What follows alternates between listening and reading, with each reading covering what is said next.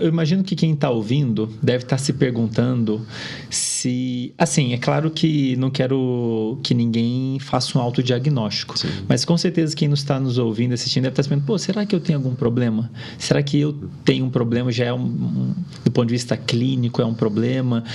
Como é que na clínica, quais são os critérios que são avaliados, pensando na dependência do smartphone? Quais são os sinais, assim, que o pessoal deve ficar de olho? A gente já citou alguns, mas só para a gente organizar aqui para o pessoal... Sim, na verdade, quem criou esses critérios é um cara que chama Guy Goodwin, que é um inglês que foi um dos primeiros a tentar sistematizar o que chamamos de dependência. Certo.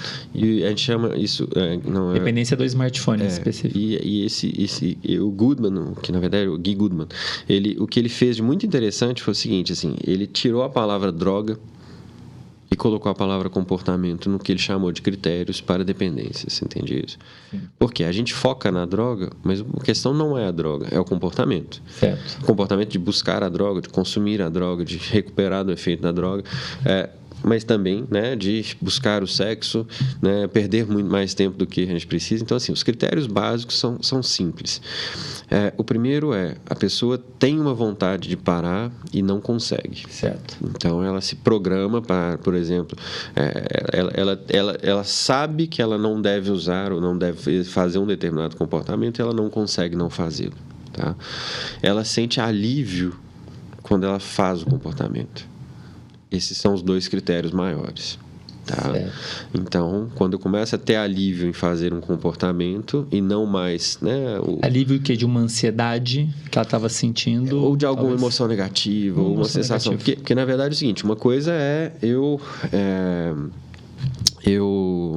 assistir uma série, ok? Então, eu tenho um prazer em, ver uma história diferente, eu consigo conceptualizar aquilo, eu consigo dizer assim, tinha umas atrizes legais, tinha um enredo bacana, a música era bonita, o cenário era bonito, eu consigo ter prazer em vários elementos, entendeu? É diferente quando eu passo a ter alívio, que é o fato de eu abrir a série e falar, Sim. Você entende isso? E esse é um segundo critério, porque eu deixo de ter um prazer, que é um prazer que a gente espera, com elementos que aquilo me aporta, para ter uma sensação de alívio. Essa é uma questão. Aí tem as questões que envolvem aquele comportamento de forma muito clara, né? Que são, eu gasto muito tempo planejando, organizando o exercício do comportamento, planejando o exercício do comportamento, organizando a execução do consumo do comportamento e recuperando do comportamento. Então pensa, numa droga, o dependente químico, ele passa várias horas do dia dele falando, olha, como é que eu vou fazer o corre, onde é que eu vou conseguir, se for viajar, quem que eu vou ligar, e aí começa o problema, entende? Aí para quem que eu vou ligar, como é que eu vou fazer, e aí começa naquela história de que ele está organizando. Então, diferente da gente que, beleza, se rolar de fumar um beck lá no show, legal, se não rolar, o show já é legal, né? É diferente, assim, isso. Ele vai pro show a condição que o fulano que vai levar a maconha esteja no show, senão não vale a pena ir no show, porque ele vai ficar lá na bad, porque ele não tem prazer com o show e tem um prazer, né? Aí você vai ter um segundo ponto, é um tempo enorme consumindo o comportamento, né? Então, todo mundo vai pro show, dá uma bolinha ali, ou toma uma cerveja, uma coisa assim, foi legal o show, né? Mas não, ele passou metade do show enrolando, né? Passando um para o outro, aquela coisa. Eles nem viram o show praticamente. Eles estavam ali e não era para assistir o que estava acontecendo, eles estavam ali para fumar. E aí, no dia seguinte, eles estão numa ressaca enorme, porque eles ainda estão sob o efeito do raio da maconha, porque ingeriram uma quantidade absurda. Então, eles não acordam cedo, eles não vão para a praia, eles não vão comer, eles perdem o dia, porque eles estão recuperando daquele comportamento. Esse é um outro critério. O outro critério o comportamento passa a trazer consequências negativas. E aí, né, assim, as consequências negativas são da recuperação, mas pode ser de outras coisas. A polícia parou no caminho, ficou no DP o resto da noite, ou, né, bateu o carro porque estava sob efeito da droga, brigou no show. Tem várias consequências negativas que vão surgir aí, né? Perdeu os amigos por causa do excesso de smartphone, ciberbullying que virou vítima. Enfim, a gente pode falar de consequências negativas. E aí, antigamente, tinha uma visão que era a visão do modelo álcool, né? Que as consequências negativas elas levavam vários anos para acontecer. Esse modelo era muito bonito. Aí fez com que a OMS dissesse o seguinte: existe o uso, existe a intoxicação quando você tem algum efeito, existe o abuso quando você começa a ter consequências negativas, e só depois disso é que você vai ter dependência. Esse modelo álcool ele é muito bonito para o caucasiano, europeu e tal, que consome aquilo e que geneticamente foi selecionando aqueles que, né, sobreviviam a isso, né? Mas, por exemplo, se a gente olhar o modelo álcool nos índios ou nos orientais, que tem menos álcool deshidrogenase genética, né, você vai ter uma taxa de dependência de álcool num tempo num valor muito mais rápido, né, em termos de tempo de desenvolvimento da dependência, e numa prevalência muito maior. Então tem um fator genético que vai condicionar isso. Mas bom, vamos voltar aos critérios aqui, porque eu já estou me perdendo na parte que é muito legal.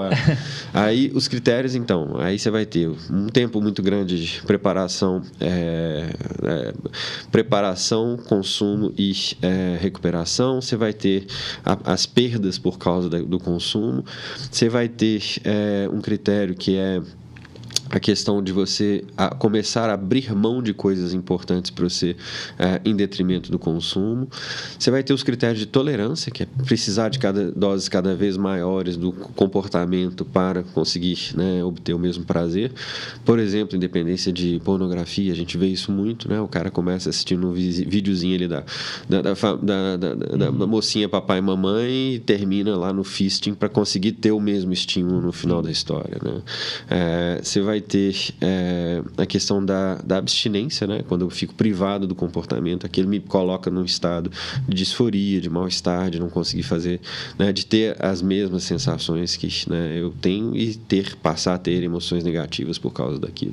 Então, os critérios são os mesmos para dependências comportamentais e para as dependências químicas. Existem semelhanças neurobiológicas em estudos de neuroimagem para dependência comportamental e dependência química. Existem, né, critérios biológicos que precedem o risco da dependência. Então, normalmente, tanto nas dependências comportamentais como nas químicas, a gente vai ter as pessoas que são mais buscadoras de sensação, são aquelas que têm uma pior gestão das emoções negativas, que têm um risco maior de desenvolver dependência.